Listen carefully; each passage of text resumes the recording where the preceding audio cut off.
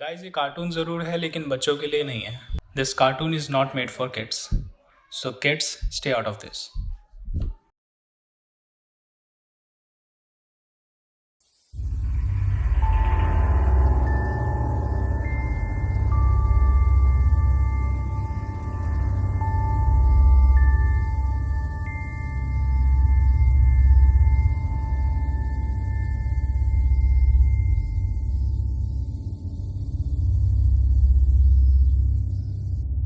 नन्ना मुन्ना राहियो देश आज भाइयों बोलो मेरे संग। ये आइटम कौन है मेरे पीछे?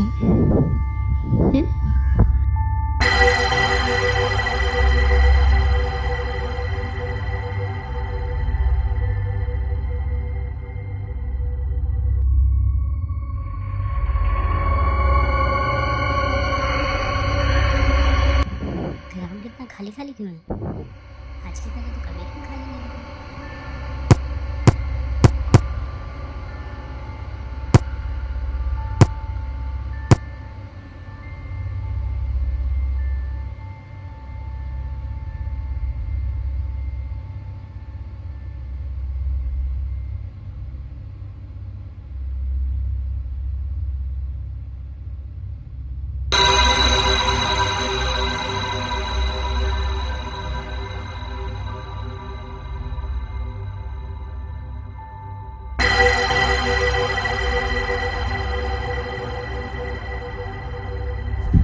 कुचिसाकी ओनो एक टाइम ये एक सीरियल किलर। 1970 से 80 के बीच जापान में एक तरफ विकास का दौर चल रहा था, उसी और दूसरी तरफ कुछ इलाकों में दहशत का मंजर चल रहा था।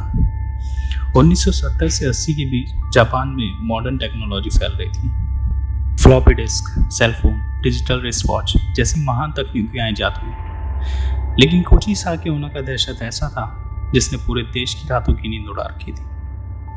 एक पॉपुलर बुक अर्बन लेजेंड द्वारा यह माना जाता है कि 17वीं से 19वीं शताब्दी में कुचिसाकी ओनो एक खूबसूरत औरत हुआ करती थी। उसकी शादी एक सैनिक से हुई जिसे लड़ाई के दौरान महीनों घर से बाहर रहना पड़ता था। इसी कारण कुचिसाकी ओनो काफ़ी अकेला महसूस करने लगी और यह अकेलापन दूर करने के लिए वह एक दूसरे लड़के से प्यार कर बैठी। वह जब भी अकेला महसूस करती थी अपने प्रेमी को घर बुला लेती थी। एक दिन अचानक कुचिसाकी का पति अपने घर आता है।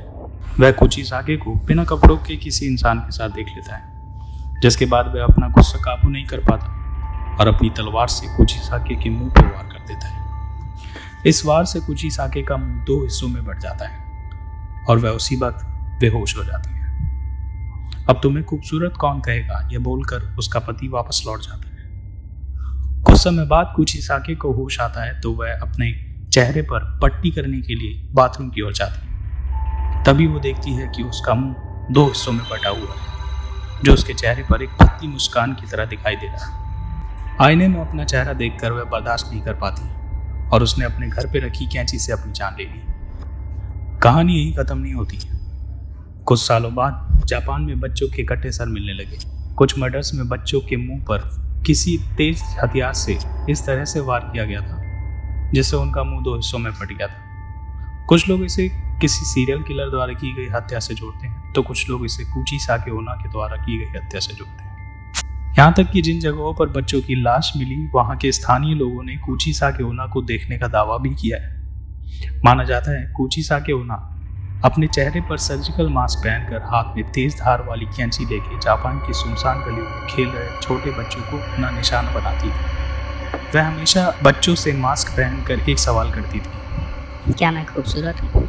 अगर बच्चे इसका जवाब हाँ में देते थे तो फिर वह अपना मास्क उतार कर अपना कटा चेहरा उनको दिखाती थी और फिर यही पूछती थी कि क्या भी मैं खूबसूरत हूँ? अगर बच्चे हाँ बोलते थे तो वो अपने जैसा कट उनके चेहरे पर भी बना देती थी जिससे उनकी जान चली जाती थी, और अगर नहीं मिल देते थे तो वह बड़ी बेरहमी से उनकी जान ले लेती थी। इस तरह की कई घटना जापान में उन दिनों देखी गई। क्या मैं खूबसूरत हूँ? हाँ दीदी, और आपके तो काफी बड़े बड़े भी हैं आपके बाल। क्या मैं खूबसूरत हूँ? मतलब क्यों, जवाब ही क्यों देना? मतलब हाँ में भी मार रही है, ना में भी मार रही है, तो ठीक है ना, आप जवाब ही मत दो।